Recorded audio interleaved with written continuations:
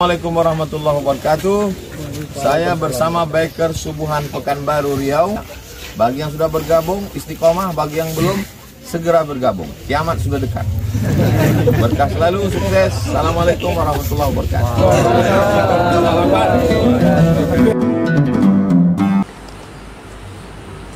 Apa hukum healing? Healing itu artinya orang sakit jiwa sedang berobat. Orang yang stres, depresi, dia mau sehat, pergi ke puncak Lawang, naik ke atas nengok, dia sedang healing supaya sehat. Itu asal kata healing. Sekarang diartikan orang healing jalan-jalan. Lebih bagus pakai yang zaman saya kecil dulu, tamasya. Orang sekarang nggak mau pakai tamasya karena dianggap jadul. Padahal yang jadul itu yang betul. Tamasya diambil dari bahasa Arab, masya, jalan. Tamasya berjalan-jalan, itu yang betul. Kalau healing itu penyembuhan sakit. Karena memang orang banyak sakit sekarang. Di kantor sakit, di jalan sakit, akhirnya itulah. Kau kemana? Healing. Ayolah penyembuhan. Pergilah, mudah-mudahan sembuh kau balik nanti ya. Jalan-jalan dan sampai bermalam tanpa mahram. Tidak boleh perempuan keluar rumah tanpa mahram. Tak boleh. Saya tak punya anak perempuan, tapi saya punya keponakan perempuan. Tak boleh pergi. Sudah kelas 2, kelas 3 aliyah. Tak boleh pergi. Pondok ke rumah saja tak boleh. Ayahnya, saya walinya. Saya abang ayahnya, saya wali. Ustazah tu perempuan adik-beradik 4. Kakaknya 3, dia. Tidak boleh camping pramuka, tidak boleh jalan-jalan, tidak boleh nikah, undangan, pesta pun tak pernah dibawa main. Makanya waktu nikah banyak tamu tu. Oh, ada anak gadis kau katanya. Untung tak dibawanya. Kalau dibawanya kan diambil orang tu. Apalagi untuk saya. Jadi anak perempuan jaga di rumah. Khawatirnya anak kita baik, orang jahat. Membiarkan anak perempuan berjalan-jalan itu sama macam kita bawa sepeda motor. Bawa sepeda motor ini tidak selamanya kecelakaan itu karena kita jahat. Kadang kita udah baik-baik, gigi satu aja tak pernah. Ditabrak orang di belakang. Orang jahat. Apalagi orang sekarang jahat macam-macam. Maka kalau mau keluar kota, ada acara, ada mahram. Abang, adik, ayah, atuk. Apa hukumnya seorang guru menerima komisi dari kepala sekolah? Uang ini bersumber dari penjualan seragam sekolah, buku. Dia mendapatkan itu karena jabatan. Menurut hukum negara namanya gratifikasi. Menurut hukum Islam namanya ghulul, kecurangan. Maka ketua yayasan, kepala sekolah merapatkan semua dengan rapat semua dengan majelis guru, yayasan, kepala sekolah, guru rapat. Kita ini pendidik sudah dikasih gaji. Gaji dari pemerintah dan gaji diambil dari potongan SPP murid. Maka kalau ada perusahaan yang datang kemari sales jual buku, dia kasih fee sekian, fee-nya itu dibagi rata semua. Kasih tahu juga sama perusahaan-perusahaan buku, percetakan, penerbit. Di tempat kami ini sistemnya begini Bapak Ibu. Berapapun yang kalian masukkan kemari, duitnya mesti dibagi rata. Supaya tidak ada kecemburuan, supaya tidak ada gratifikasi. Efek negatifnya nanti guru tidak bisa tegas. buku salah cetak, kalau dia tidak dapat duit, tajam matanya, ini salah nih, halaman sekian sobek ini. Nah, tapi kalau udah dapat, kabur nih. Komplain murid itu pula kena amuk. Bu, ini bukunya kok hilang, Bu? Memang begitu. Padahal dia udah makan duit. Gratifikasi inilah yang merusak etos kerja. Makanya pegawai KPK kalau datang tidak boleh mengambil air putih. Kalau disediakan air putih gini ya, dulu ya, sekarang tak tahu. Maaf, kami sudah digaji dari negara. Kenapa? Karena kalau ini kita makan. Apa yang merusak kualitas di Indonesia ini? Gratifikasi. Sebelum dapat gratifikasi, pemeriksa-pemeriksa itu, inspektorat, badan pemeriksa keuangan, tajam matanya. Ini kenapa begini? Ini kenapa begini? Ini kenapa begini? Begitu udah dapat lempuk durian, sama kain songket, sama tanjak, ini agak sedikit masalah, enggak apa-apa. Hancur semua kualitas.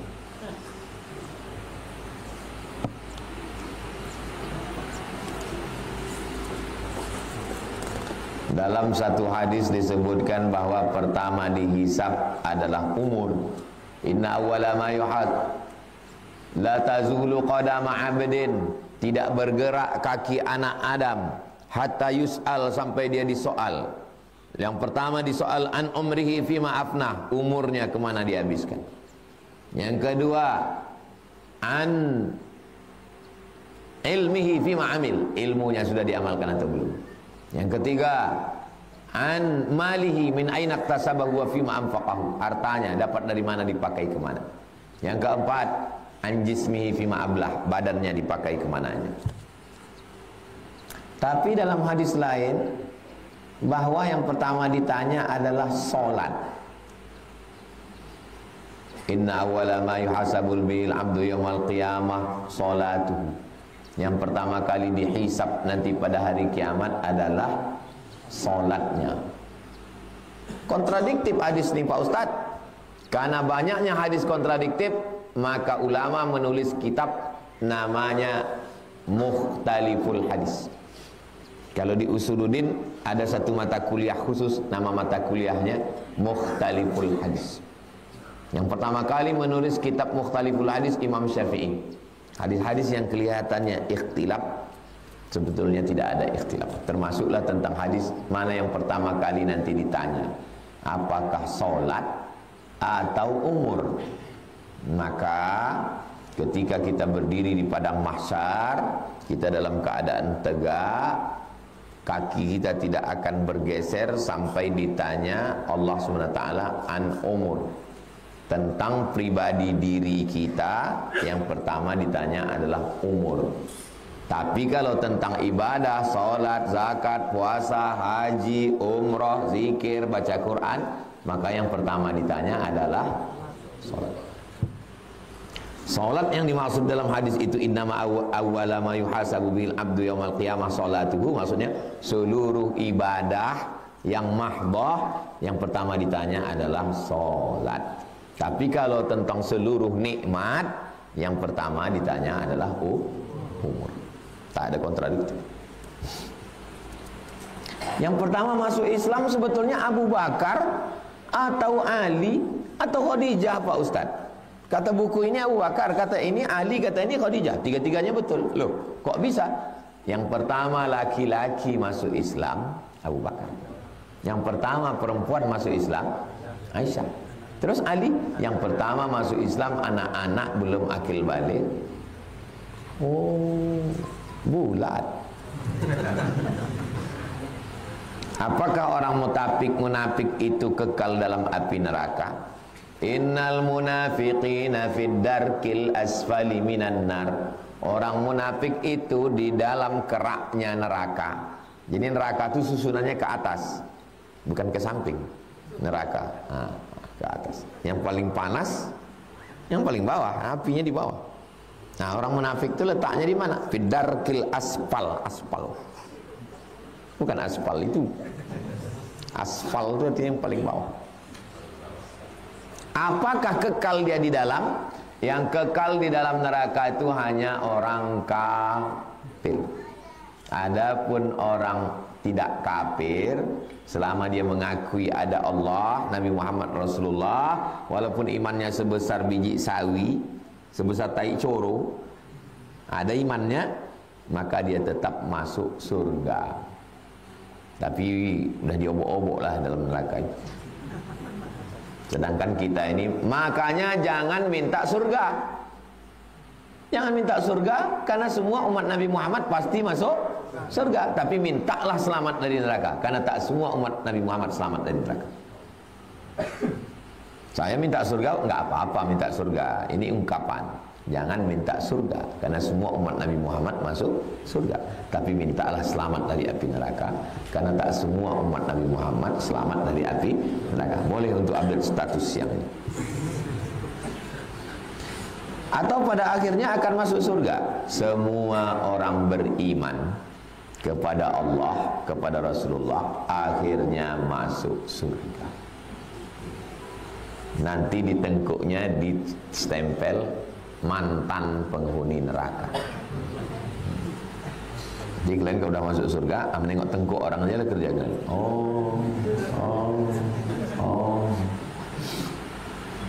Apakah munafik itu ada tingkatan-tingkatannya? Ada. Munafik kelas ekonomi, munafik kelas VIP, munafik kelas VVIP. Ada yang agak-agak munafik sedikit, ada yang munafik betul. Lain sembahyang sendiri sama sembahyang depan orang ramai, itu munafik. Tapi munafik kelas-kelas KW 9 lah. Sendiri sembahyang cepat. Tapi kalau tahiyatul masjid di masjid Yasin logat pertama. Kenapa pula beda? Yang menengok kita kan Allah yang sama. Apakah malaikat itu berjenis kelamin laki-laki dan perempuan, Pak Ustaz? Malaikat itu tidak disebutkan jenis kelaminnya, apakah laki-laki atau perempuan. Perkara malaikat adalah perkara sam'iyat, sam'iyat yang didengar. Kita tidak boleh berijtihad di situ. Jadi yang berijtihad itu dalam masalah fikih, masalah halal, haram, makruh, mubah. Adapun masalah malaikat itu jenis kelaminnya apa? Sam'iyat. Asal tak ada dalil, tawakkuf, diam. Tak ada dalil, maka diam. Tapi kalau dapat ada ayatnya, ada hadisnya, baru kita boleh. Cari Sahih Bukhari, Sahih Muslim, Sunan Abi Daud, Sunan Nasai, Sunan Tirmidzi, Sunan Ibnu Majah, Muwatta Malik, Musnad Ahmad bin Hanbal, tak ada. Maka kita diam, tawakuf namanya. Karena ini masalah sam'iyah yang didengar. Apakah anggur fermentasi termasuk haram? Karena di dalamnya tidak ada alkohol. Blender itu anggur, saring airnya, masukkan ke dalam botol, tutup, biarkan 3 hari, 4 hari, seminggu, bebuih dia. Maka otomatis muncul satu unsur di dalamnya, namanya alkohol. Alkohol itulah yang haram.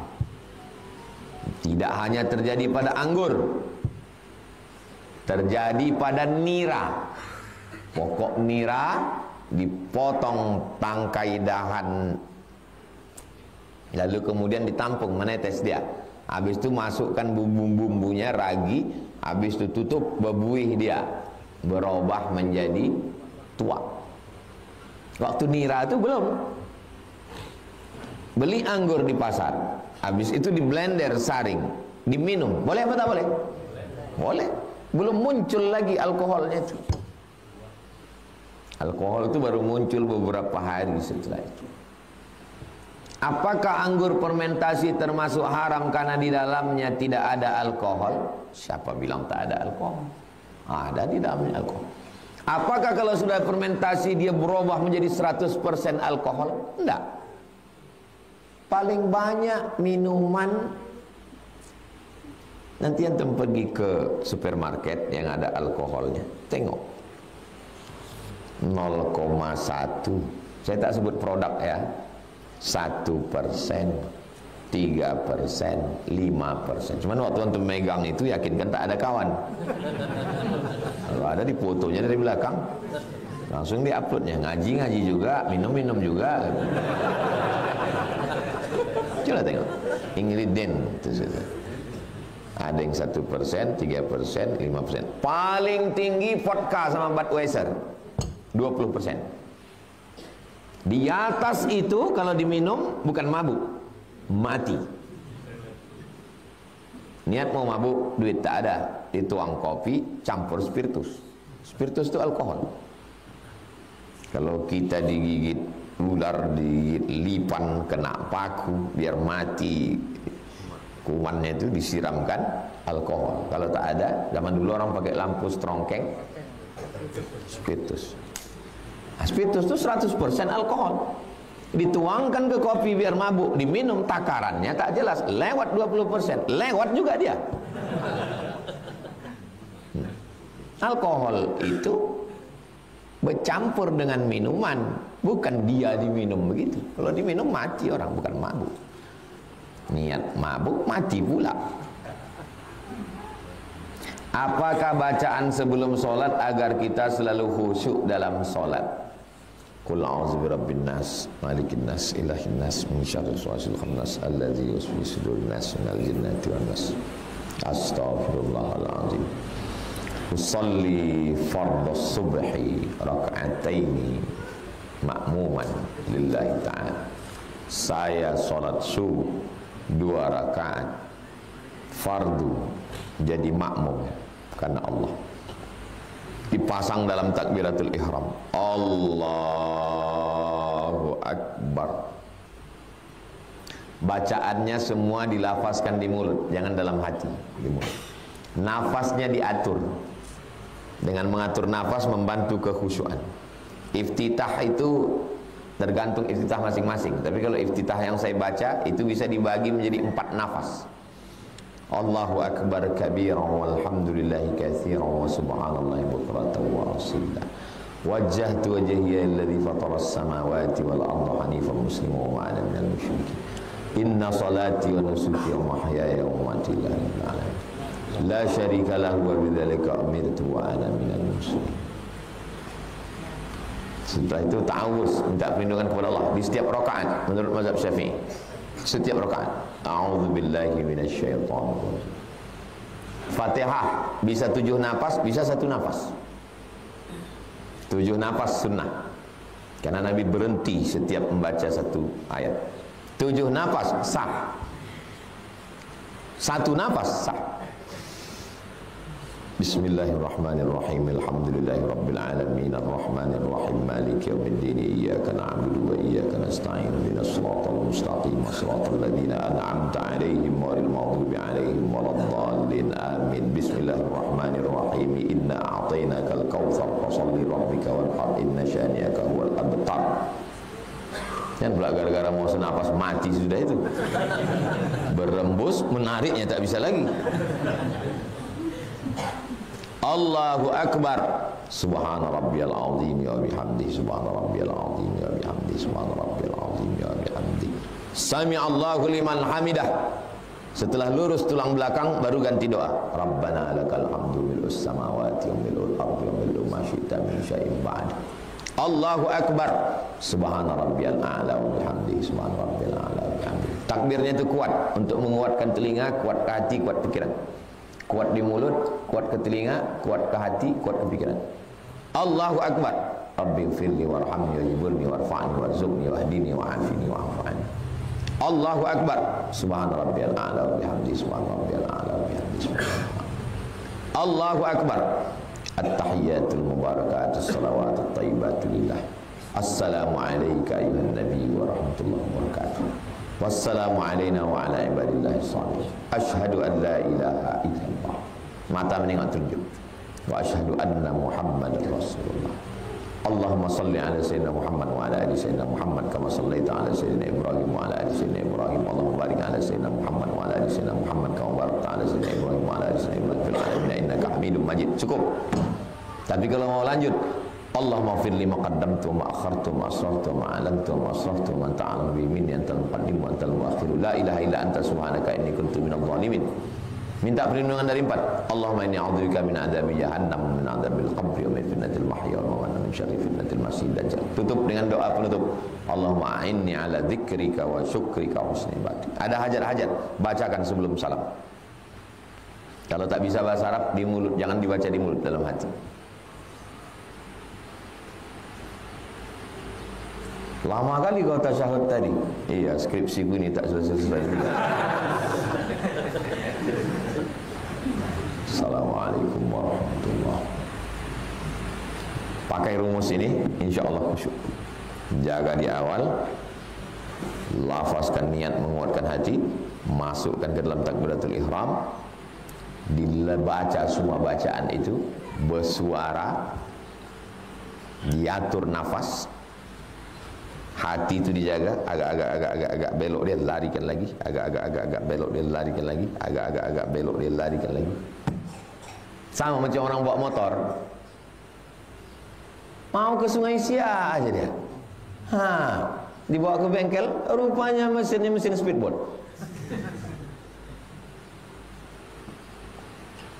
Begitulah hidup ini.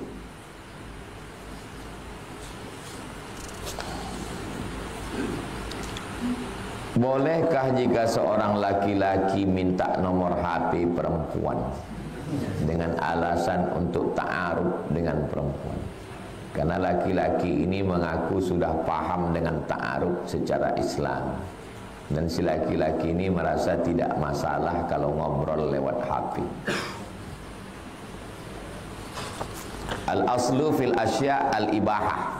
Hukum segala hukum adalah mubah. Asal hukum bukan haram, mubah. Kapan dia jadi haram? Illa ma dalla alaihi dalil. Kalau ada dalil yang mengharamkan baru haram. Jadi di Quran, hai orang beriman, janganlah kamu simpan nomor HP orang. Ada? Tak ada. Dalam hadis pun tak ada. Ijma' pun tak ada, qiyas pun tak ada. Lalu haramnya itu dari mana?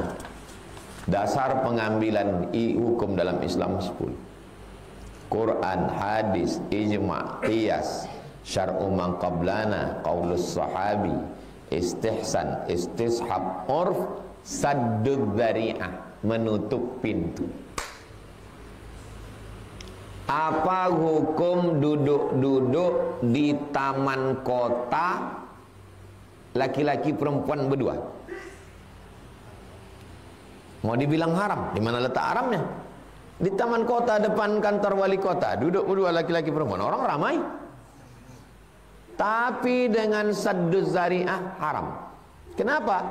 Karena kalau dibiarkan ini membuka pintu nanti ujung-ujungnya ke hotel. Check in nanti di dalam. Nah, maka ditutup pintu itu, namanya sadduz zari'ah. Tutup. Tutup. Tak boleh. Begitu juga dengan handphone ini, tutup. Saya mau konsultasi keluarga dengan Ustadz Somad, boleh saya WA dia? No. Tidak ada jamaah perempuan bisa me-WA saya langsung. Bukan karena saya takut istri saya. Dia tak pernah ngecek handphone saya, dan handphone saya tidak pakai password. Dan saya tidak termasuk anggota Persatuan Laki Takut Bini.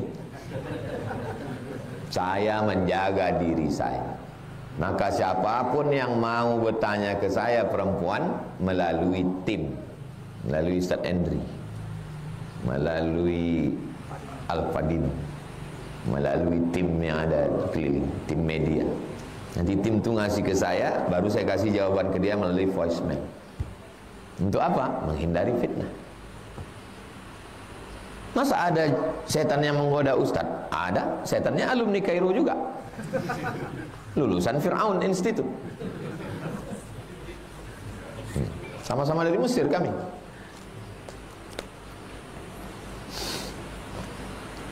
Jangan merasa lebih pandai dari setan.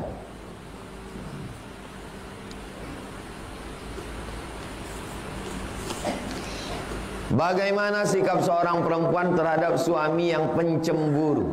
Alhamdulillah. Karena kalau suami tak ada rasa cemburu, bisa jadi dia homo, bisa jadi dia dayus. Ibu posting foto di YouTube, internet, diam dia. Ibu dibonceng orang, diam dia. Berarti dia dayus. La yadkhulul jannata dayus, tak masuk surga dayus. Siapa itu dayus? Alladzi la yagharu ala maharimihi. Orang yang tak ada rasa cemburu kepada mahramnya. Adiknya, kakaknya, makciknya, istrinya. Tak ada rasa cemburu.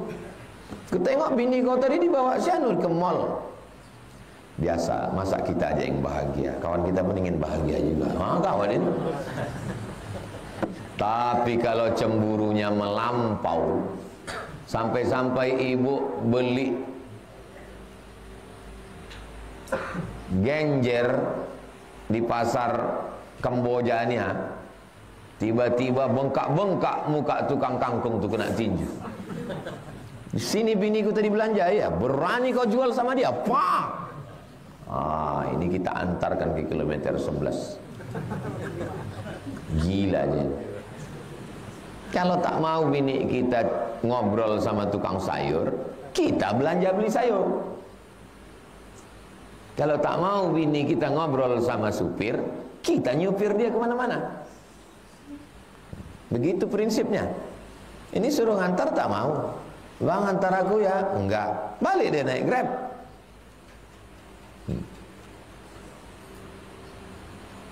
Itulah kajian kita subuh ini. Mudah-mudahan bermanfaat untuk kita, untuk umat semua insyaallah. Amin ya rabbal alamin. Ala hazihi niyah, untuk niat yang baik-baik. Al-Fatihah. A'udzubillahi minasyaitonir rajim. Bismillahirrahmanirrahim. Alhamdulillahirabbil alamin. Ar-Rahmanir-Rahim. Maliki yaumiddin. Iyyaka na'budu wa iyyaka nasta'in. Ihdinas siratal mustaqim, siratal ladzina an'amta 'alaihim, ghairil maghdubi 'alaihim waladdallin. Amin. Rabbana ighfir lana dzunubana, ampunkan dosa kami, wali abaina, ayah kami, wali ummahatina, emak kami, wali azwajina, pasangan hidup kami, wali dzurriyyatina, anak cucu keturunan kami, wali man hadarana, semua yang hadir dalam majlis ilmu ini, wali man syarakana, semua yang ikut kajian subuh ini langsung maupun tak langsung. Allahumma tahhir qulubana, sucikan hati kami. Anzilis sakinata fi qulubina, turunkan sakinah ke dalam hati suami, anak-anak, sehingga keluarga kami sakinah mawaddah warahmah.